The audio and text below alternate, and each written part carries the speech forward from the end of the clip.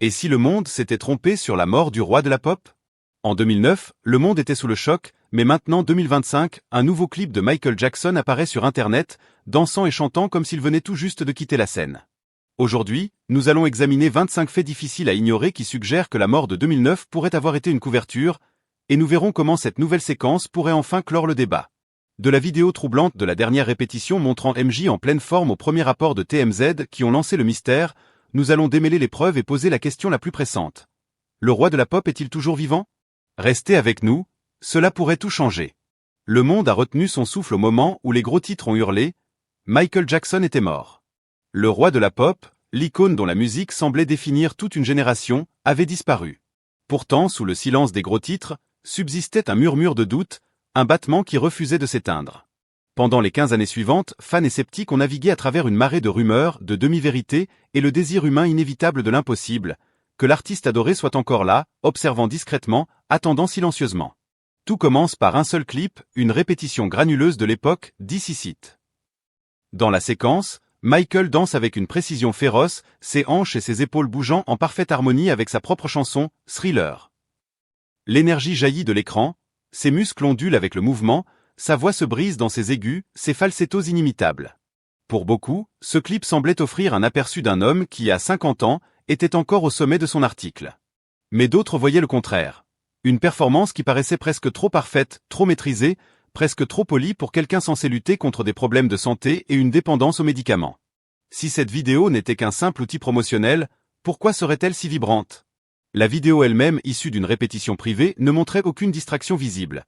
Pas de cheveux en désordre, le fait qu'un tabloïd puisse être le premier à annoncer un décès, un crime ou un scandale n'est pas entièrement sans précédent. Mais le timing était si précis qu'il semblait s'agir d'une fuite délibérée.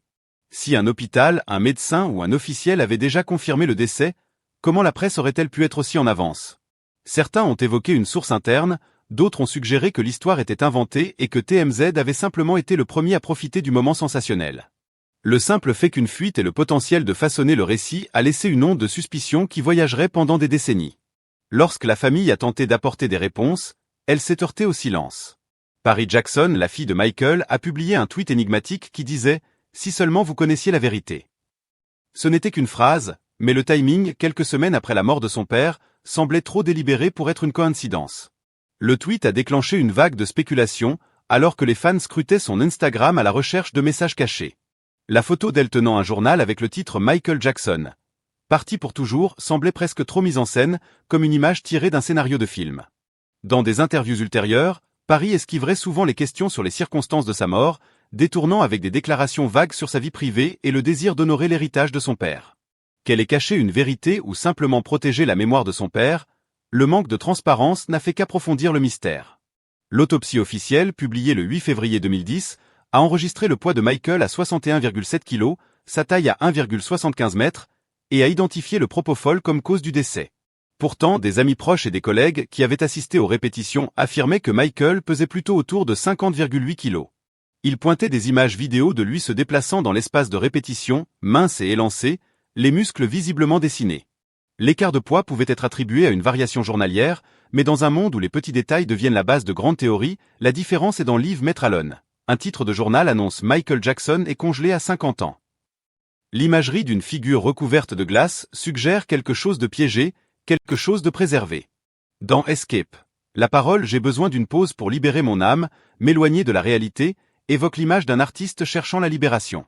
Certains ont interprété ces lignes comme une déclaration préventive, un message indiquant que la star planifiait déjà sa fuite, qu'il voulait s'éloigner du monde qui avait fait de lui une icône mondiale.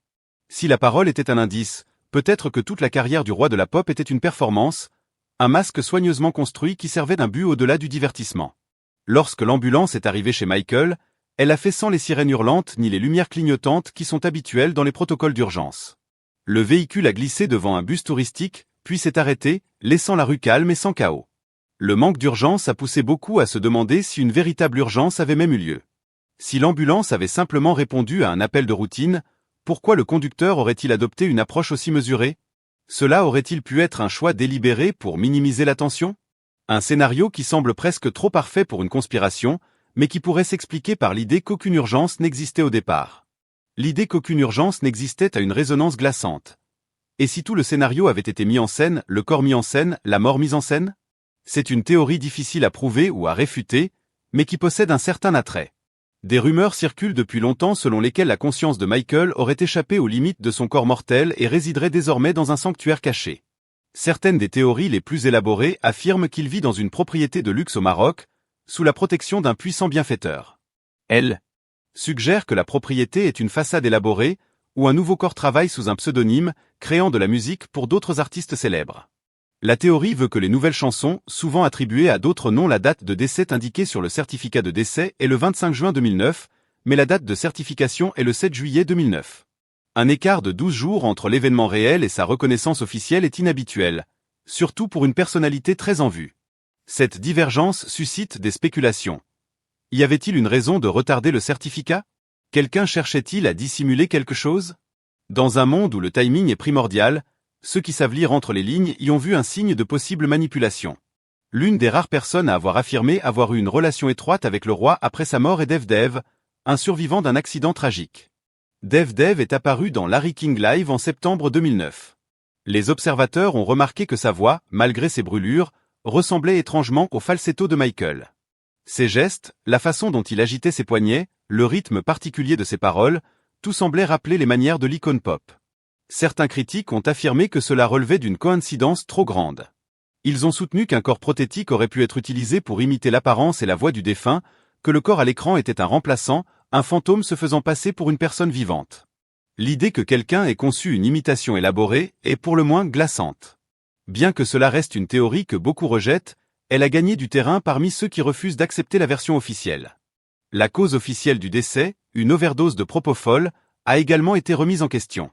L'analyse sanguine a détecté 2,2 mg par millilitre de propofol, une quantité que les experts jugent potentiellement mortelle. Pourtant, le Dr Paul White, anesthésiste ayant témoigné au procès, a déclaré que cette concentration pouvait correspondre à une dose sédative standard pour une opération, et non à une overdose.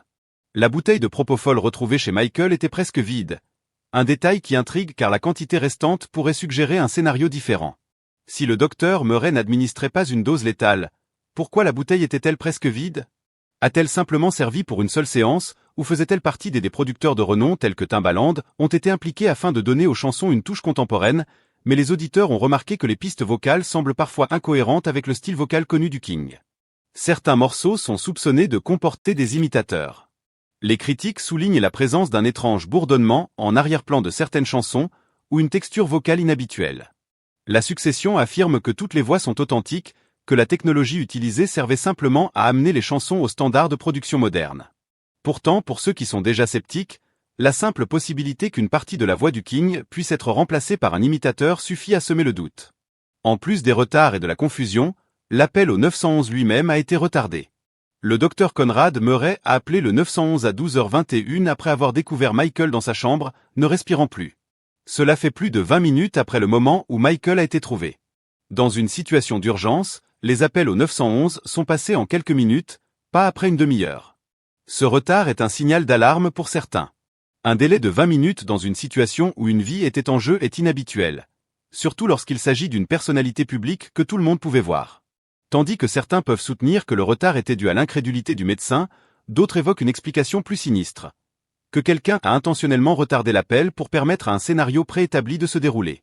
Le récit selon lequel la mort de Michael était un événement mis en scène, un mythe soigneusement élaboré, n'est pas nouveau. C'est une conversation qui se poursuit depuis les premiers jours du deuil. Au fil des années, chaque nouvelle information, une vidéo, un tweet, un certificat, un appel téléphonique, devient une nouvelle pièce dans une mosaïque dont certains pensent qu'il manque une partie cruciale. D'autres y voient la preuve que l'histoire racontée au monde n'est pas celle qui s'est réellement produite. Aujourd'hui, alors que nous contemplons une nouvelle vague d'images, un enregistrement d'un homme avec un sourire familier, une voix familière, une démarche familière, nous sommes confrontés au même paradoxe.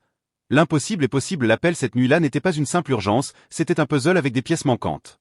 Le récit du docteur Conrad Murray sur le moment où il a trouvé le corps de Michael Jackson inerte affirmait qu'il pratiquait la RCP tout en composant le 911.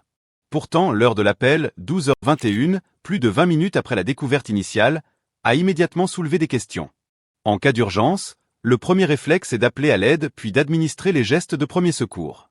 Le fait que l'appel ait eu lieu après une pause suggérait que quelque chose d'autre se déroulait en coulisses, que peut-être l'urgence était atténuée par un délai délibéré.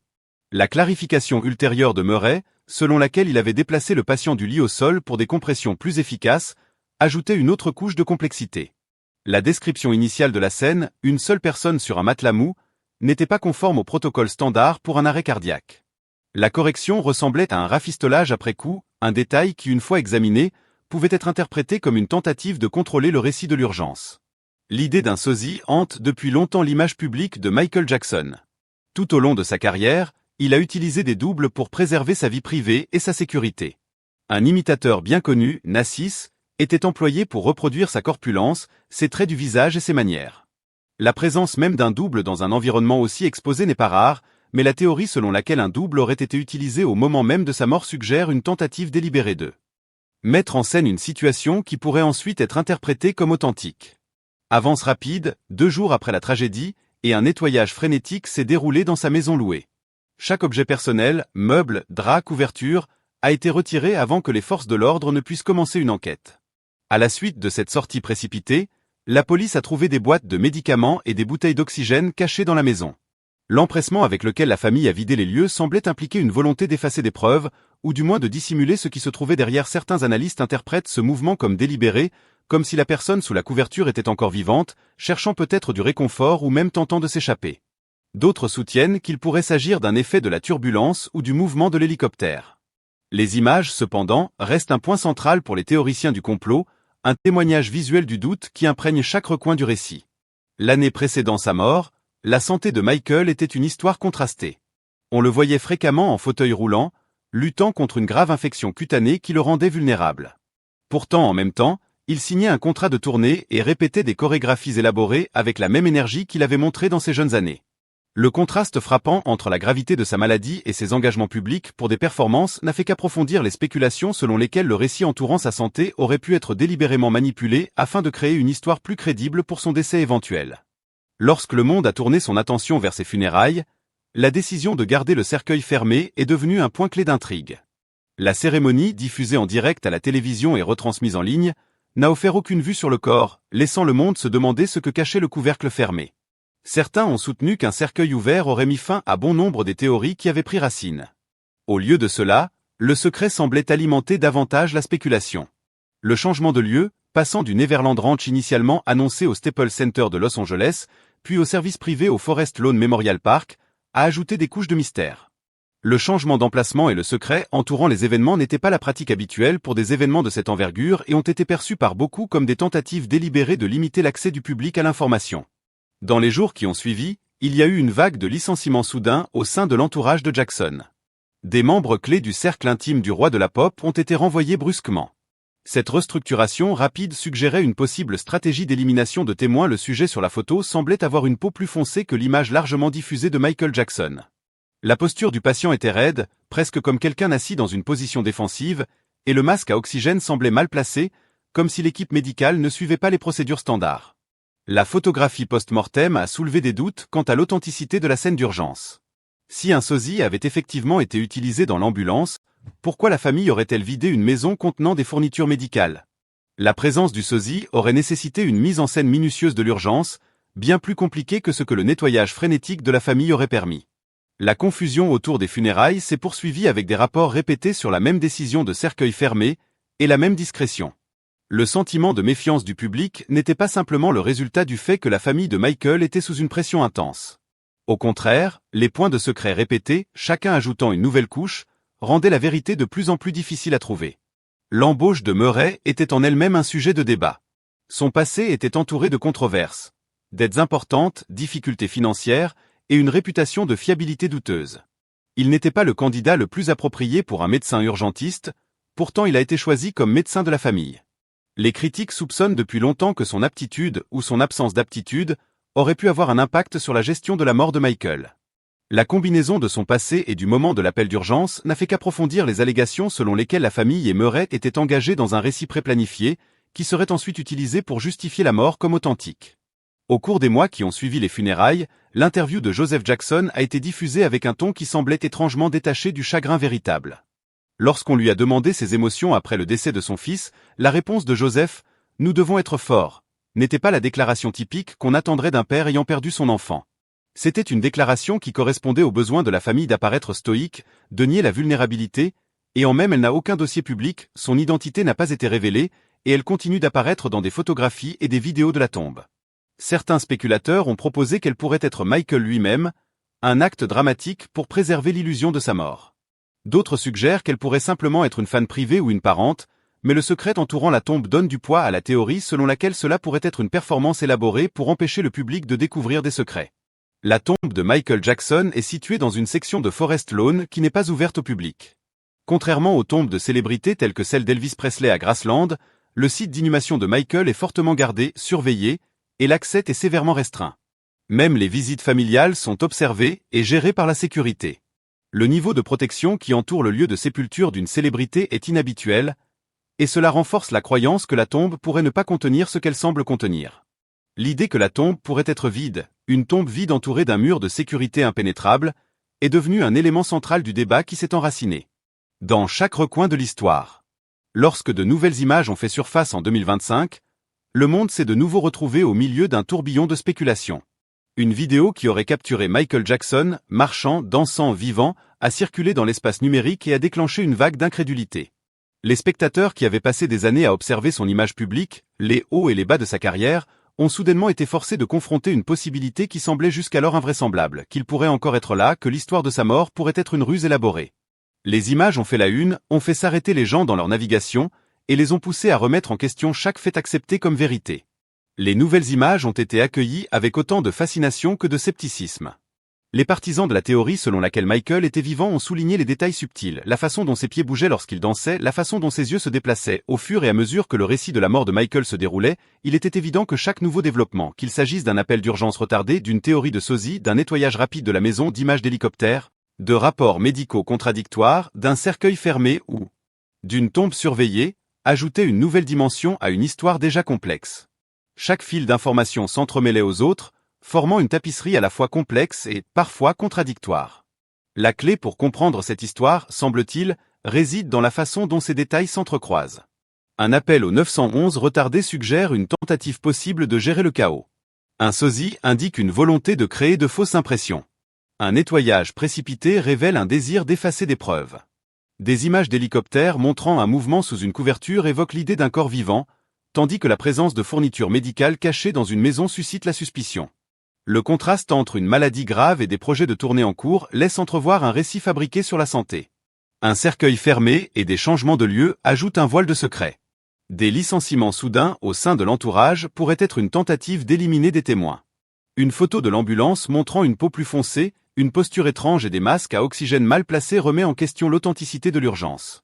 L'embauche d'un médecin avec un passé financier troublé souligne des motifs potentiels. L'interview étrange d'un membre de la famille suggère des connaissances cachées.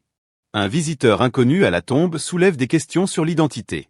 Et un site d'inhumation surprotégé, contrairement aux tombes d'autres célébrités, alimente les spéculations sur une tombe vide. Chacun de ces éléments a été débattu, disséqué et parfois rejeté. Pourtant, le fait demeure que le monde continue de chercher des réponses. Les nouvelles images qui sont devenues virales en 2025 ne font qu'approfondir le mystère.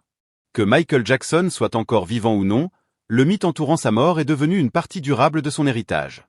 La fascination persistante pour le mystère entourant la mort de Michael Jackson.